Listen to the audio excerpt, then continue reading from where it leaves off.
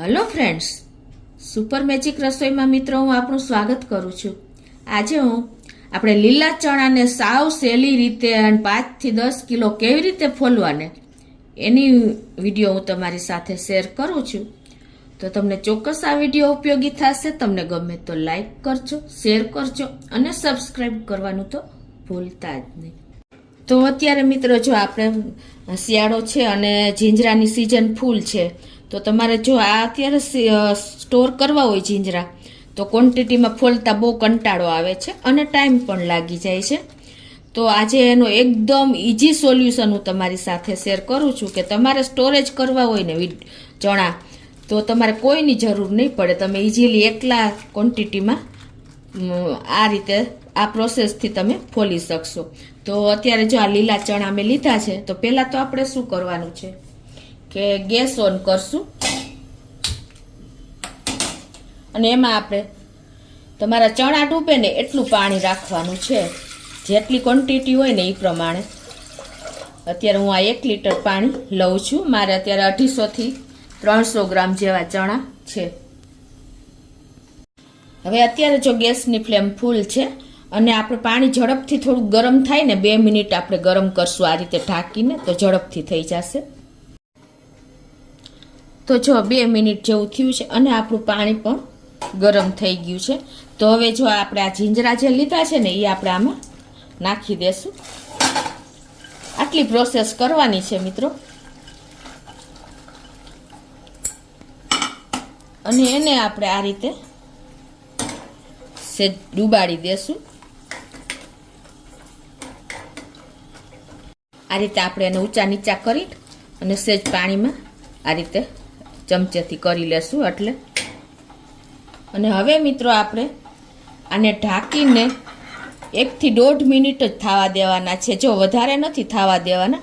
જો આપણે વધારે ચણા થઈ જશે ને તો અંદરનો દાણો પોચો પડી જશે. આપણે અંદરનો દાણો પોચો નથી કરવાનો, ખાલી ઉપરના એના ફોતરા જ પોચા કરવાના છે. એટલે તમે ખાસ આ નોટ કરજો કે વધારે ચણા થઈ જશે ને તો તમારા દાણા બગડી જશે. તો હવે એને આપણે 1 થી 1.5 મિનિટ ઢાંકી દેશું. તો મિત્રો જો 1 થી 1.5 મિનિટ થઈ છે અને જુઓ તમે આપણા બધા ફોતરા અલા જે ચણા છે ને એના બધા મોઢા ખુલી ગયા. જુઓ તમે, ખ્યાલ આવી જાય તમને. જુઓ તો હવે એક પોપટો તમને ફોલીને પણ બતાવી દઉં કે આપણે તૈયાર થયો છે કે નહીં. આ રીતે જો તમે ફોલશો ને મિત્રો એટલે તમારો દાણો ફોતરું છૂટું જ પડી જાય છે અને દાણો તમારો એકદમ જુઓ સોફ્ટ નથી થયો. આપણે જોઈએ એટલો જ કડક રહ્યો છે. જુઓ તમને ખ્યાલ આવી જાય. શું દબાવું છું એમાં જો. હવે આપણે ગેસ બંધ કરી દેશું. આપણે વધારે ઓવર કૂક નથી કરવાના, ખાલી 1 થી 1.5 મિનિટ જ કૂક કરવાના છે. હવે શું કરશું, આપણે ગેસ બંધ કરી દીધો છે અને હવે આપણે એક બીજા વાસણમાં નોર્મલ પાણી લેશું. બહુ ઠંડુ નહીં એવું પાણી લેવાનું છે.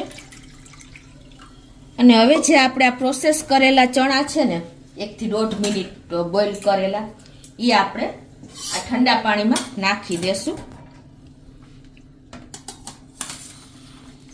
કેમ કે જો આમાં રાખશું ને આપણે તો એની પ્રોસીજર ચાલુ જ રહેશે. એટલે દાણો અંદર વધારે પેલો બોઇલ થઈ જશે અને આપણો દાણો સોફ્ટ થઈ જશે.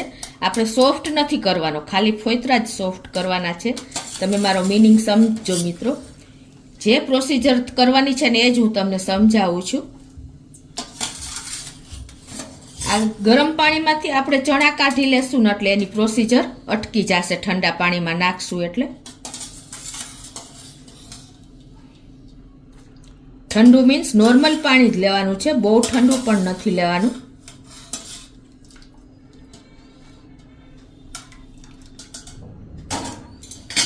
આ રીતે આપણે નોર્મલ પાણીમાં નાખી દીધા છે અને હવે આપણે જો આ હજી પાછું ગરમ પાણી લાગે છે, આ રીતે તમારા હાથેથી ચોરી નાખવાના છે.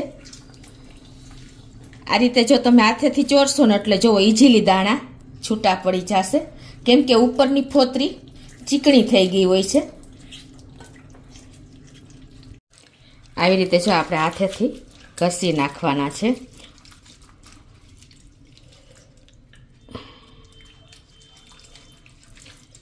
પાણી હજી ગરમ છે તો તમારે પાણી ગરમ રહે ને તો પાછું તમારે ઠંડુ પાણી બીજા વાસણમાં લઈને અને એમાં બદલી નાખવાના છે, કેમ કે જો ગરમ પાણી રહેશે ને તો પ્રોસીજર ચાલુ જ રહેશે. એટલે આ રીતે આ સેજ ગરમ છે હજી, એટલે આમાં નાખી દઈશી. આ રીતે તમારે પાણી ગરમ થાય ને ત્યાં બદલાવી જ નાખવાનું. હવે એને તમારે આ રીતે જો આપણે ઘસી નાખવાના છે, અને કોઈ દાણો રહી જાય તો તમારા હાથેથી ફોલી નાખવાના. આ રીતે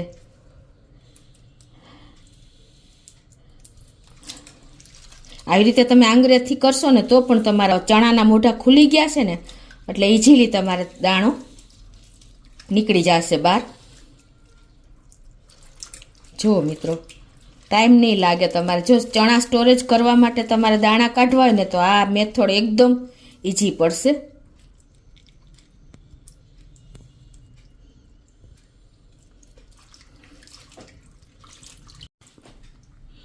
આ રીતે જો આપણે ફોતરા અને દાણા અલગ કરી લીધા છે. કોઈ ટાઈમ નથી લાગ્યો મિત્રો, અને અમુક દાણા રહી જાય મેં તમને કીધું એમ અલગ કરી લેવાના આવી રીતે.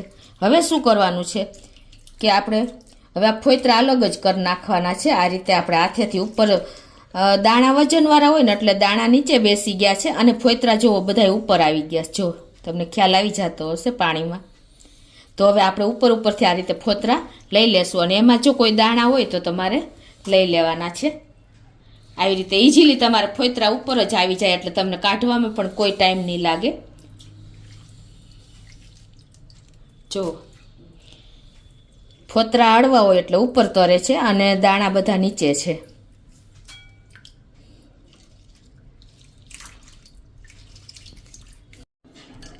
આ રીતે જો આપણે બધા ફોતરા ઉપર આવી ગયા ને એક વાસણમાં લઈ લીધા છે,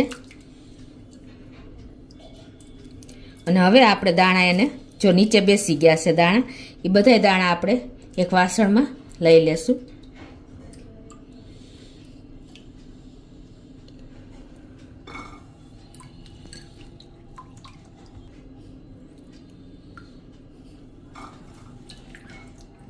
જો આપણે દાણા અલગ થઈ ગયા છે. હવે એને આપણે ફ્રોઝન કરવા હોય તો આપણે એને કપડામાં અત્યારે નાખી દેશું, ભીના છે તો. અને એને આપણે પંખા નીચે આ રીતે જ્યાં સુધી સુકાઈ જાય ને ત્યાં સુધી આપણે રાખી દેવાના છે. સેજ પણ ભીના નથી રાખવાના. જો ભીના રહેશે ને તો પણ તમારા દાણા